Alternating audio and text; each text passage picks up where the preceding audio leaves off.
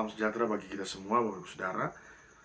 Selamat kita berjumpa kembali dalam channel Paulus Pinonto Antirayo di program Menang Bersama Yesus.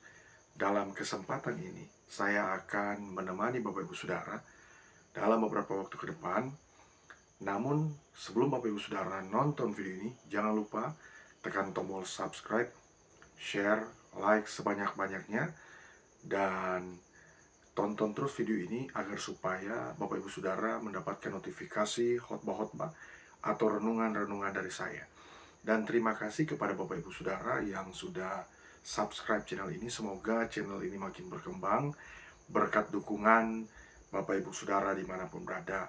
Jika Bapak Ibu Saudara membutuhkan layanan doa, Bapak Ibu bisa menghubungi kami di 08 52 40 30 29 30, atau bisa memberi komentar di channel YouTube ini atau komentar di video ini. Nanti tim doa kami, yaitu tim doa Yabes, akan mendoakan Bapak Ibu Saudara dimanapun berada. Dan tema khotbah saya saat ini adalah menjadi mitra Kristus yang dapat dipercaya. Nah, Bapak Ibu Saudara yang diberkati oleh Tuhan dimanapun berada, tentu kita itu sangat ingin sekali ketika kita menjadi orang yang dapat dipercaya. Ada begitu banyak sekali orang yang percaya kepada Tuhan, tetapi sangat sedikit orang yang dapat dipercaya oleh Tuhan. Bapak Ibu Saudara, kita bisa melihatnya ketika Yesus melayani murid-muridnya dan juga melayani para pengikut Yesus. Kalau kita lihat, banyak sekali yang percaya dengan Yesus sehingga mereka menjadi follower, mereka menjadi pengikut Yesus Kristus. Tetapi, Bapak Ibu Saudara, Yesus tidak mempercayakan dirinya kepada mereka. Bahkan kepada murid-muridnya pun tidak langsung Yesus mempercayai mereka. Ada hal-hal yang perlu mereka lakukan agar supaya mereka mendapat kepercayaan itu. Nah, tema saya yang saya sampaikan tadi, menjadi mitra Kristus yang dapat dipercaya, ini sangatlah sulit, Bapak Ibu Saudara, sangat sulit. Tentu ada syarat-syarat dan ada hal-hal yang harus kita lakukan agar supaya kita menjadi mitra Kristus yang dapat dipercaya. Nah, mari kita membuka Alkitab kita melihat dalam 1 Korintus pasal 4 ayat yang pertama sampai ayat yang kelima. 1 Korintus pasal yang keempat ayat 1-5, firman Tuhan berkata demikian. Saya akan bacakan buat Bapak Ibu Saudara.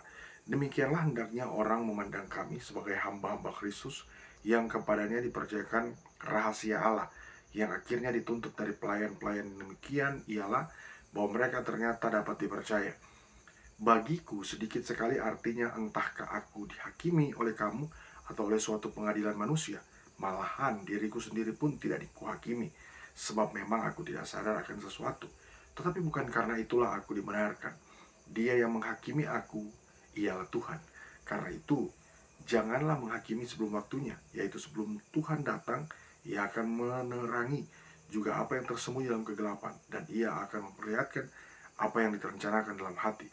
Maka tiap-tiap orang akan menerima pujian dari Allah. Nah, Bapak Saudara, perhatikan di ayat pertama, dia katakan begini, bahwa demikianlah hendaknya orang yang memandang kami sebagai hamba-hamba Kristus yang kepadanya dipercayakan rahasia Allah.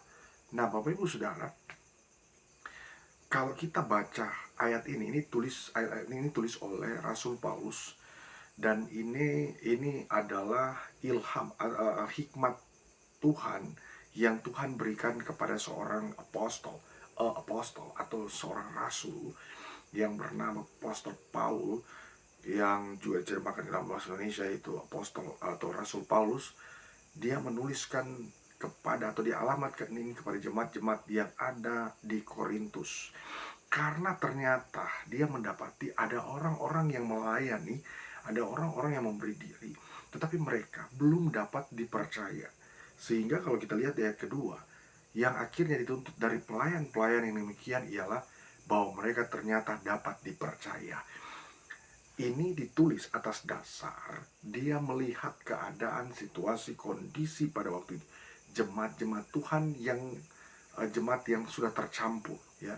Jemaat yang ada jemaat yang gabungan, ada jemaat yang dia rintis, lalu kemudian ada jemaat orang-orang yang baru bergabung, lalu kemudian membawa suatu kepribadian yang lain di jemaat tersebut.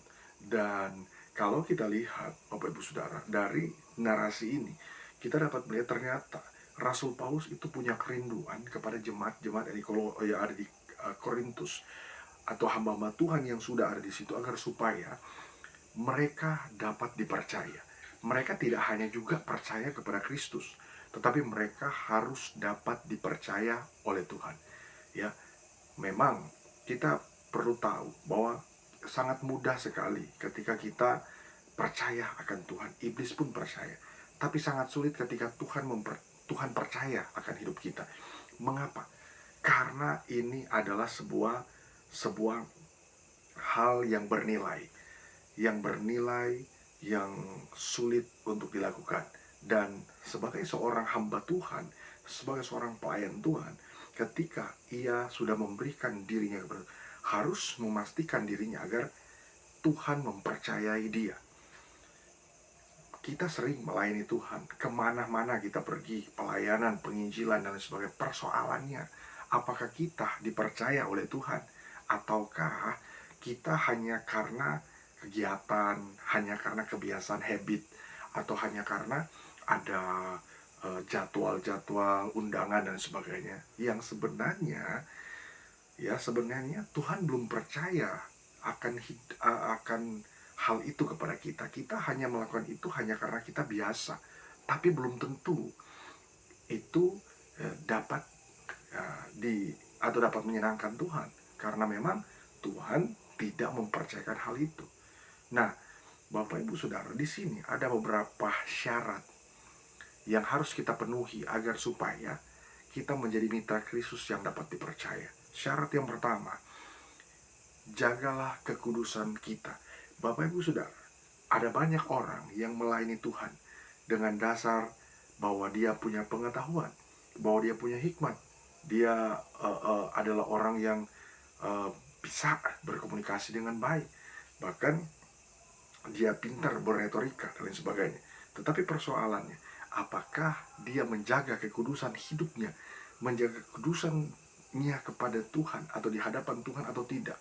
Atau malah dia menganggap kekudusan itu tidak penting, atau bahkan dia menganggap kekudusan itu tidak harus dia lakukan karena kekudusan itu hanya milik Tuhan dan bukan milik dia.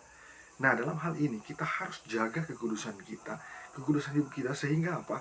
Sehingga itu tidak hilang dalam kehidupan kita. Kita harus jaga. Berbicara tentang jaga berarti itu harus ada dalam hidup kita dan itu tidak akan diambil dari kita. Artinya itu akan tetap ada, tinggal dalam hidup kita. Nah, persoalan hari-hari ini, orang hanya disibukkan dengan berbagai rutinitas, kegiatan, schedule, dan sebagainya, tetapi lupa menjaga kekudusan. Tapi saat ini saya percaya dengan Bapak Ibu Saudara yang menonton video ini, kita itu akan berusaha menjaga kekudusan. Ya, karena memang kalau kita perhatikan sebagai pelayan Tuhan, Bapak Ibu Saudara, kita pastilah akan memahami hal-hal tersebut. Nah, ada syarat yang kedua yang harus kita penuhi agar supaya kita menjadi mitra Kristus yang dapat dipercaya.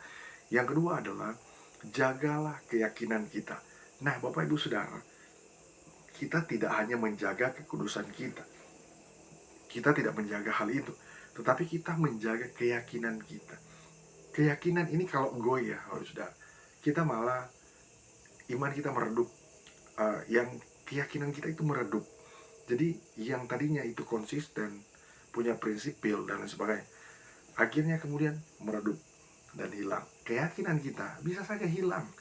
Bapak Ibu Saudara, kasih Tuhan gak akan pernah hilang, tapi keyakinan kita itu suatu waktu akan hilang. Kenapa itu hilang dalam kehidupan? Kenapa keyakinan itu bisa bergeser dalam kehidupan kita? Karena kita tidak jaga keyakinan kita. Nah, mari kita menjaga keyakinan kita. Keyakinan kita apa? Keyakinan kita bahwa Ya, kita sudah diselamatkan, kita harus melakukan kehendak Tuhan, melakukan perintah Tuhan, dan kita mempertahankan hidup kita di hadapannya. Maka Tuhan akan memberkati kita dan menyertai hidup kita. Lalu kemudian syarat yang ketiga harus kita penuhi agar supaya kita menjadi umat Kristus yang dapat dipercaya adalah jaga pola pikir.